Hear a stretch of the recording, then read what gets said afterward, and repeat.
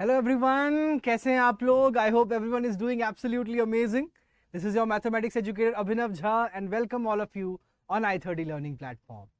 सो guys, आप सभी को बहुत ज़्यादा ही first of all the best for your JEE mains examination coming up. जो भी बच्चे लिखने वाले हैं 2024 में, एंड साथ ही साथ जो बच्चे 25 में भी लिखने वाले हैं, उनको भी बहुत ज़्यादा all the best that your preparation is on track. तो गाइज, आज हम लोग डिस्कस करने वाले हैं एक क्वेश्चन या फिर जो बच्चों के बहुत सारे डाउट्स होते हैं related to the preparation, right? तो हमारे इंस्टाग्राम, हमारे यूट्यूब पे काफी बच्चे कमेंट्स कर रहे हैं और उनके काफी डाउट्स आ रहे हैं. So let's take one of the doubts from there.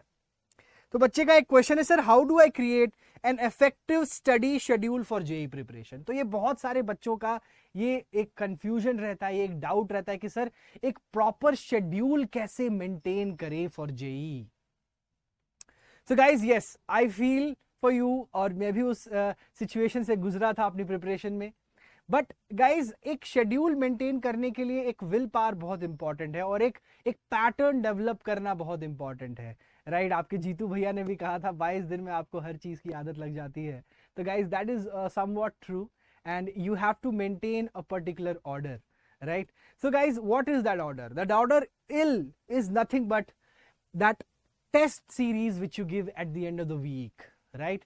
Her Saturday Sunday को आपको एक टेस्ट देना चाहिए, mains as well as advance का, अगर कोई बच्चा सीरियसली प्रिपेयर कर रहा है for JEE mains and advance. तो क्या होना चाहिए उस टेस्ट में? So guys, first of all let's suppose कोई पर्टिकुलर टॉपिक चल रहा है जैसे कि परमुटेशंस एंड कॉम्बिनेशंस. तो उस टेस्ट में एटलीस्ट 50 to 60% क्वेश्चंस होने चाहिए परमुटेशंस एंड कॉम्बिनेशंस का, ताकि आपका वो चैप्टर एकदम ही स्ट्रांग हो जाए और आप जो पढ़ रहे हो तो आप 100% दो उस चैप्टर को प्रिपेयर करने में. बट जो रिमेनिंग 40-50% है वो आना चाहिए क्यूमुलेटिव पेपर से. यानी कि जो डे वन से आपने तैयारी की है, जैसे कि आपने relations and functions, set theory, quadratic equations, theory of equations, complex numbers, उनसे भी क्वेश्चन आने चाहिए जो कि आपने इस पर्टिकुलर चैप्टर जो पीएनसी है उससे पहले कवर किए हैं. तो इससे क्या करोगे, आप डेली बेसिस पे एक एक चैप्टर रिवाइज करते चले जाओगे. 5 दिन में 5 चैप्टर्स आपको रिवाइज करने पड़ेंगे क्विक वे में, जो कि आपको हेल्प करेगा आपके एग्जैक्टली उस दिन में जब आप जेई मेंस का पेपर देने वाले होंगे.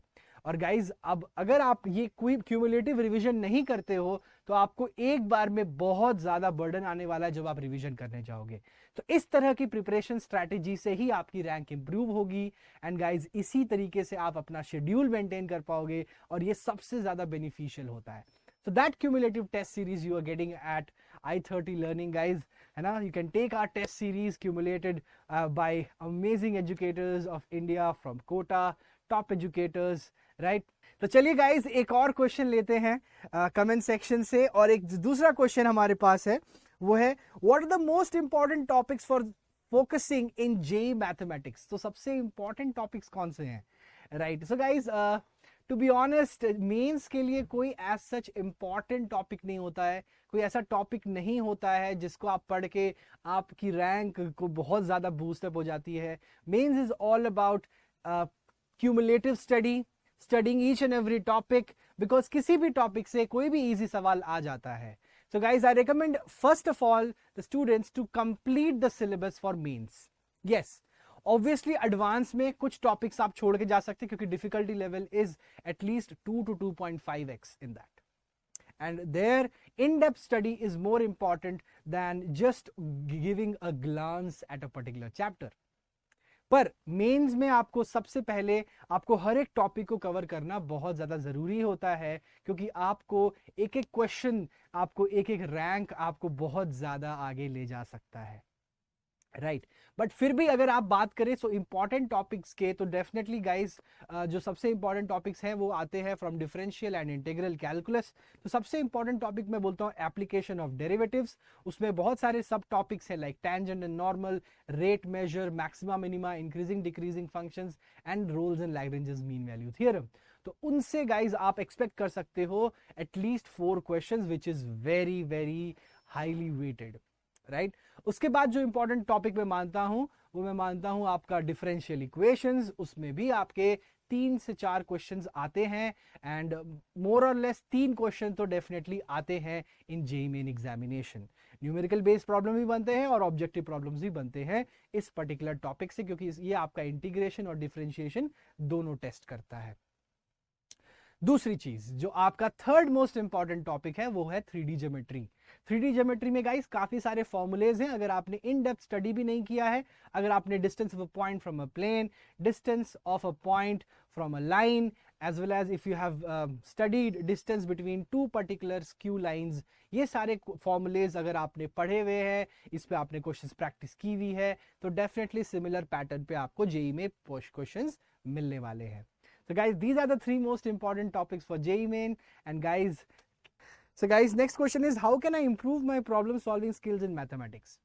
So guys, it's simple. I won't stretch this question more. Very much I have seen in a lot of students that they solve the question for 2 minutes and then they go for the solutions. This is a very bad habit and this will spoil your seat in JEE Main or Advanced. So guys, when you're starting your preparation, just be honest with yourself. You don't have to see the solutions. Okay, let's suppose you're solving a particular question and you're facing some issues. Then what will happen? Like, you will try to stretch it more or you will just try to see the solutions quickly. So what I'll suggest is 10 minute 15 minute try करो, question को नहीं होता है skip that, go to the next question. उसके बाद क्या होगा, जब आप उस चैप्टर के और क्वेश्चन सॉल्व कर रहे होगे, maybe you will grasp something from that particular question and you will apply on the questions which you are facing problems, and that will help you guys. Mind you 50% of the problems get solved like that, but still I am sure that some questions would be there कि वो उस बार उसके बाद भी नहीं होंगे। So guys I recommend कि आप जो भी टीचर से पढ़ रहे हो, जहां भी पढ़ रहे हो, उनसे प्लीज आप डाउट सॉल्व करें, राइट? और आप i30 लर्निंग का भी हेल्प ले सकते हैं। हमारा शानदार 1-to-1 मेंटरशिप प्रोग्राम है बाय मी। सो मैथमेटिक्स में आप मेरी हेल्प ले सकते हैं। हमारा शानदार सा कोर्स आप ज्वाइन कर सकते हैं, where there will be a batch of 5 students. I will be guiding each and every one of them individually, and you will get lots and lots of 1-to-1 sessions guidance from me as well, where you can clear all your doubts. So guys, इस तरह से आपको अपने doubts को clear करना है और अपना प्रॉब्लम सॉल्विंग स्किल को एक अलग लेवल पे ले जाना है। All the best.